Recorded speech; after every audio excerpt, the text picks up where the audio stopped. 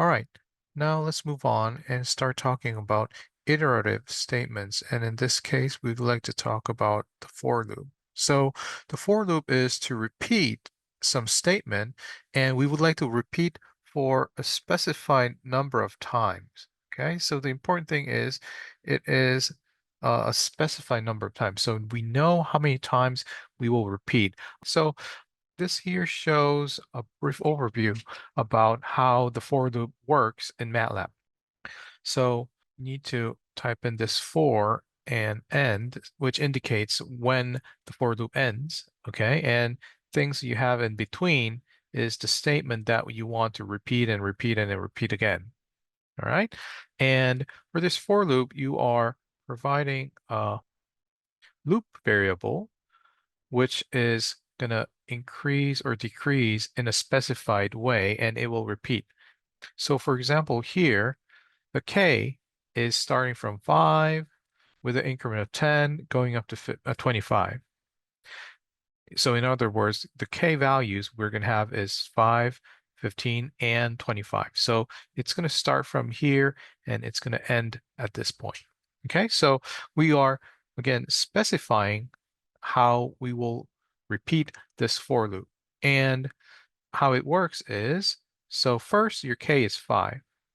So 5 goes down here, you get a square, and 25 will be assigned to x. And it goes down here, and it goes back again. And now your k will be updated to 15. So 15 goes down here, it's being squared, so 225 will be assigned to the x, right? And then it'll go back, then check, hey, I need to run this 25.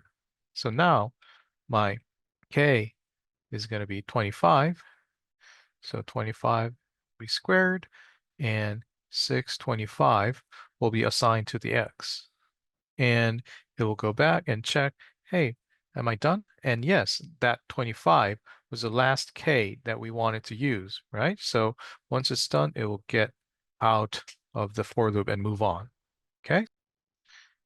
And now let's talk about a case where we'd like to store the values in an array and keep the values. So in order to do that thing, we will need to use indices. So from the previous case, for k is 5 up to 25, where we have 5, 15, and 25. So for the k values first, we're going to have 5 assigned there, then 15 and 25, right? So when 5 was assigned, it's going to be 25.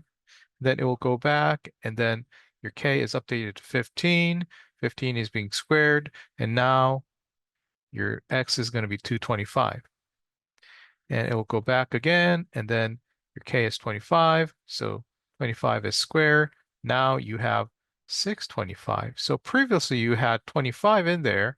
It's overwritten to 225, and this 225 is overwritten by 625. So the final value you have for your x is 625, and all the other values you obtained are going to be overwritten, and they're going to be gone. Okay. However, there can be another case where you want to keep all those values so that later you can use those.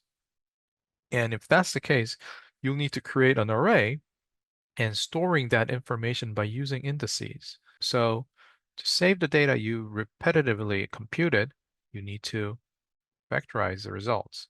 So the k you have, we're now assigning as a separate variable, and we would like to identify the length of this k. And we know my k is what? 5, 10, no, 15, and 25. So the length of this is just 3, right? And then we're going to be assigning another loop index or loop variable. And this loop variable is starting from 1 up to the number of array we have here. So it's going to go up to 3. Okay, and then it's going to run this thing. So first, my I value is 1. So it is calling the first element of k, which is 5. And that 5 is going to be squared, and that's going to be stored into the first location of x. So in the first location of X, we're going to have 25 there. And goes up, and my II is going to be what? It's going to be 2.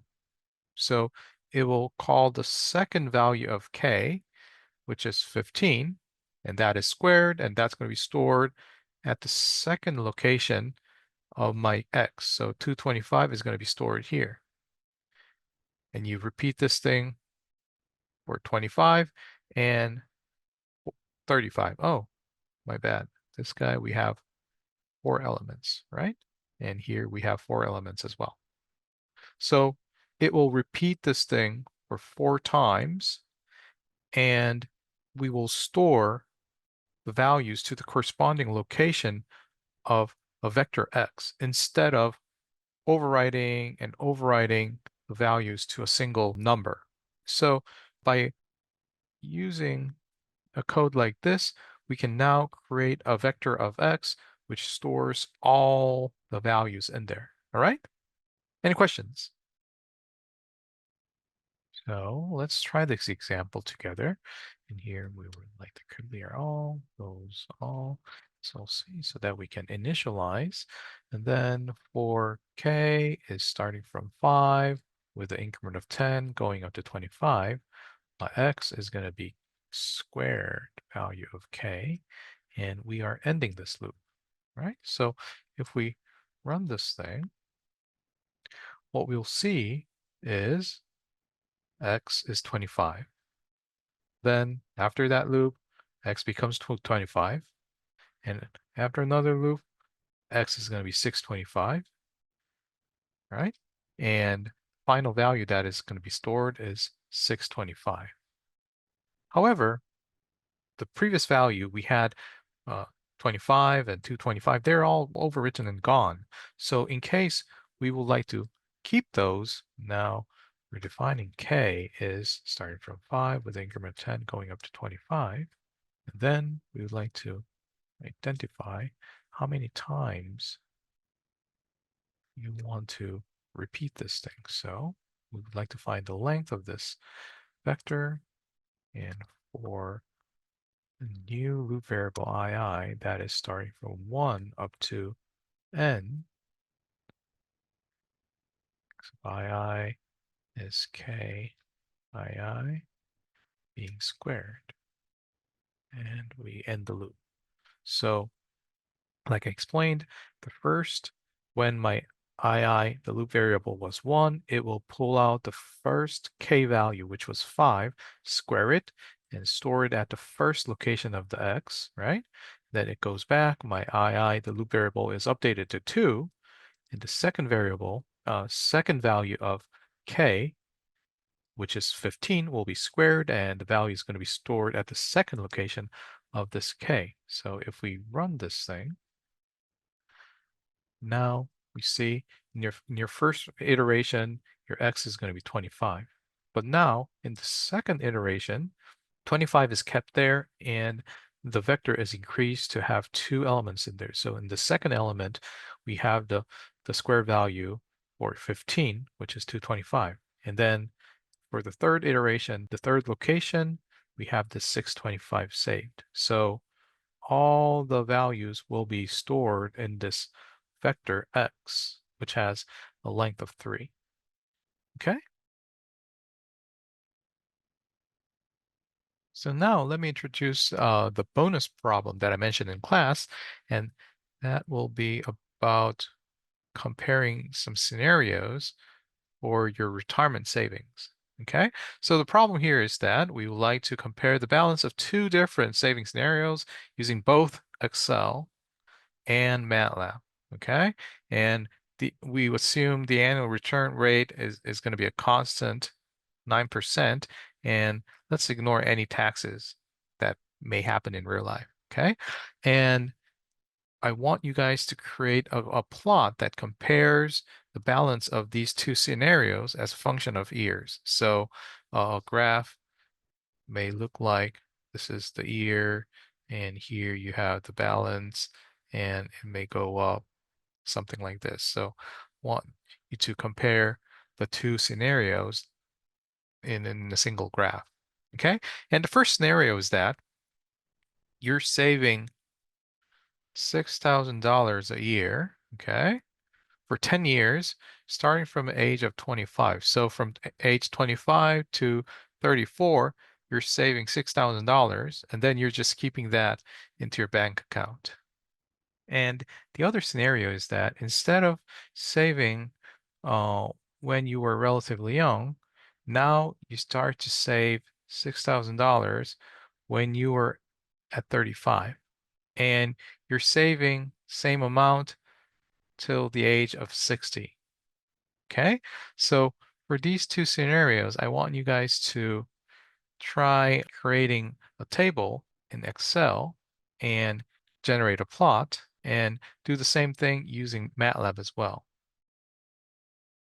And here, let me show you an example of an Excel file that you can compare the balance of two scenarios. And then let's say if the annual return was 2%, then for the first 10 years, you're going to be depositing $6,000 and you will find the end of year balance as shown up like that.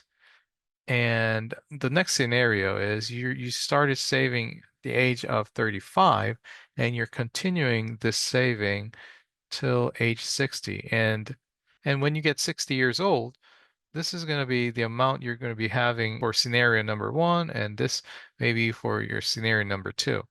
And we can generate a graph, let's say this, select this one here, and the other column like that, insert, let's say like this. We may be able to create a simple graph that compares these two cases, and let's say we had the annual return of 7%.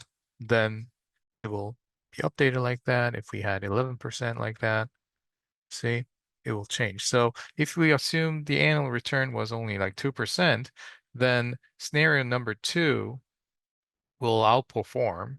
However, if we assume the annual return was like 10%, then scenario number one will greatly outperform. In this case, you're only saving for 10 years and you're just keeping in that, but this magic of compounding will generate a much greater balance in your bank account. Okay, so I want you guys to try this example and think about what would be a good scenario for you. And to give you a little bit of hint, for the case where you are using MATLAB, you will want to use for loop with indexing. So for example, let's say, yeah, here, let me copy this one down there. So here we might want to have a structure something like this